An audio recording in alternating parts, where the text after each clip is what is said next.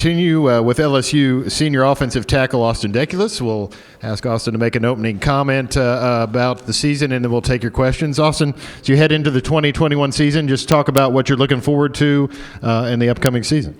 You know, ultimately just being able to get back out there, full capacity in Tiger Stadium, having the great state of Louisiana come out there, inside and outside the stadium, because y'all know Tiger Stadium got the best tailgating in the world. So just being able to make the state of Louisiana proud and just get back to it. All right, thank you, Austin. If you have a question, raise your hand. Savannah, Riley, and AJ have microphones. We'll get one to you.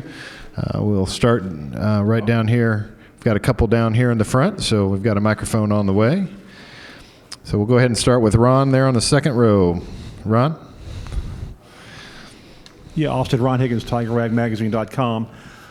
You've been through a lot at LSU, a lot of ups and downs as far as the team play. Last year, how was it emotionally to handle last year when everything kind of went wrong for about half the season, and it's trying to get that back together, coming from a season where everything went right? Right. I mean, you find yourself looking at it like, oh, it's 5-5, but at the end of the day, the coaches and the players coached their heart out. We couldn't ask for any more, and at the end of the day, when it comes to that, the chips just didn't fall into our hands. But we're just going to take that. We're going to take our things that we didn't do so well and just grow off of that and go into the season. Okay, we'll stay right down here in the front row. Bob? Hey, Austin. Bob Holt, Arkansas Democrat Gazette. How you doing? How you doing? I'm good. Hey, I was wondering, Brad Davis went from Arkansas to LSU. Wondering what your interaction with him has been like, what kind of coach you think he'll be. And then also, Ed Orgeron was talking about how he hired, these new coaches, he feels really relate well to the players. They're quite a bit younger than the guys they replaced. How have they related to you guys as a whole, would you say? I think it's great just to bring in young guys, bring in young coaches, bring that energy in, whenever, not trying to point any fingers like at age or anything, but just whenever you have young guys, they're going to bring a little bit more energy into the room. And then with Coach Davis is going to be a great fit for us. It's always sad, it's always bad just to see your coaches leave, especially whenever I've been with mine with Coach Craig for about 3.5 years. But Coach Davis is going to do great things for us. Whenever one door closes, another door opens. With Coach Davis, you're going to get a whole new aspect, a whole new point of view of offensive line, which in many aspects could be very beneficial for us. So I think he's a very stern guy, but I think he's going to be a great fit for us. Okay, Austin, we'll go over here to the right side on the near aisle. Hey, Austin, Adam Luck at Kentucky Sports Radio. You're a former teammate, offensive tackle Dare Rosenthal is going to Kentucky. Right. What type of player is that program getting, and maybe what's some strengths of Dare's game? I'm going to speak on this because Dare's my best friend. Shout out to my dog, Dare Rosenthal, because that dude's a dog. Kentucky's getting a great tackle, one of the futuristic tackles. That dude, he's tall. He's about 6'8", freak athlete. He can dunk, he can hoop. And also that goes into football. He's a great person. Football, smart, techniques there, and they're just getting the guy that can play whistle to whistle. Okay, Austin, we're going to go right down here in front of us, in third row.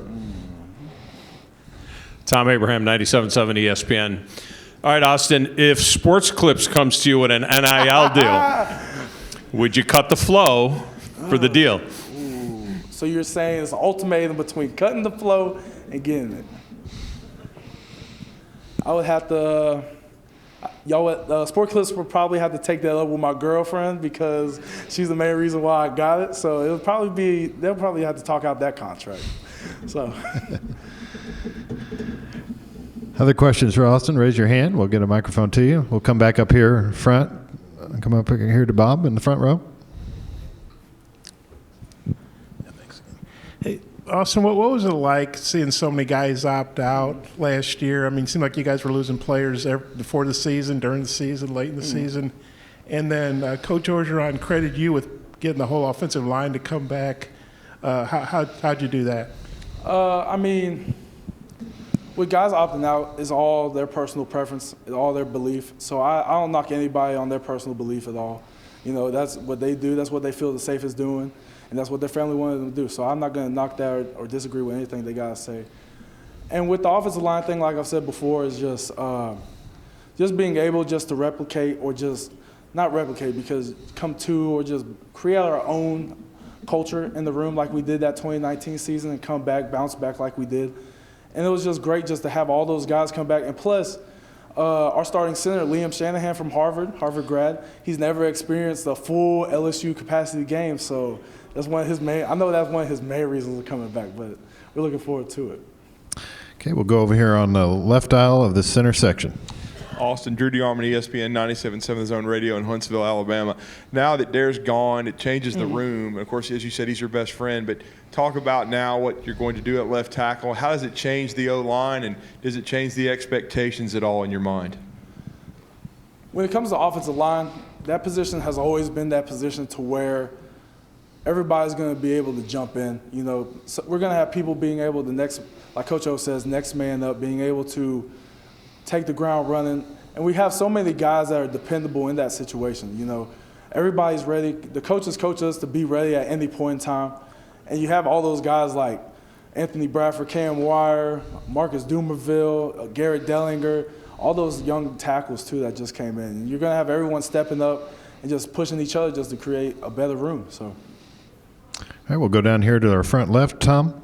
Hey, wonder if you got any props to throw out here. What are the best DNs that you've gone up against in your career at LSU? Are we talking about at practice, or are we talking about during the game? Teammates and opponents. Best teammate, you know, our defensive core, our defensive line core is always stacked. And my freshman year I was here whenever I was going up against Arden Key as a true freshman, you know, and those Corey Thompson guys. I'm over there 17 years old going up against these dudes running 4.4s off the edge, you know. Every defensive end that I've gone up against is a very respectable opponent. They all have their things that they do better than the other. Everyone's a little bit different. So out of everything, like with that aspect, I really can't pinpoint one certain one. It's just the SEC is where you come just to, you know, make it to the next level, and it really shows with the talent that's at the end. Yeah, Austin, Coach O talked about how you found some things as the season went along. The season didn't go as you'd like, but what momentum from some of the stuff you found later in the season can you bring forward? Just being able, you know, one of the main things is just regardless of what situation you're in, and it goes to life, you know, whatever situation you're in, when it pertains to life, football, if you're down, you're playing in the fall, you can't see, K. York makes that impossible kick. And that's something that you could just keep on going within. And we weren't even expected to win that game. We came in, we played to the LSU standard performance, and we just did our thing. So. All right, great. We'll take two more questions. We'll start over here on the right. Hey, Austin, Travis Brown with the Bryan College Station Eagle. Being from Houston, how many guys are you friends with on the Texas A&M team, and how special is that game to come back in the state and maybe play against some of those guys? You know, just throughout, I know a lot of those guys throughout recruiting, being, yeah, like you said, a Houston guy. A lot of those guys go to A&M. I stay in contact with some of them instead of the all up to the game week we play them, of course. It's always great just playing up against those guys that you played throughout high school with, and you get to see them grow just from freshman year to senior year of high school, freshman year to senior year of college. So it's always great just to see those guys and catch up at the end of the game. But, of course, just being able just to see how far they've came as a man and as a player. Okay, we'll take one final question right here in front of us from Ivan. Hey. Yeah, Ivan Mazel with On3.com. Austin, have you given any thought to what would you be doing without the pandemic, that you wouldn't be back at LSU? And I mean, what would your life have been like these last 6 months, and just how strange is it to be back?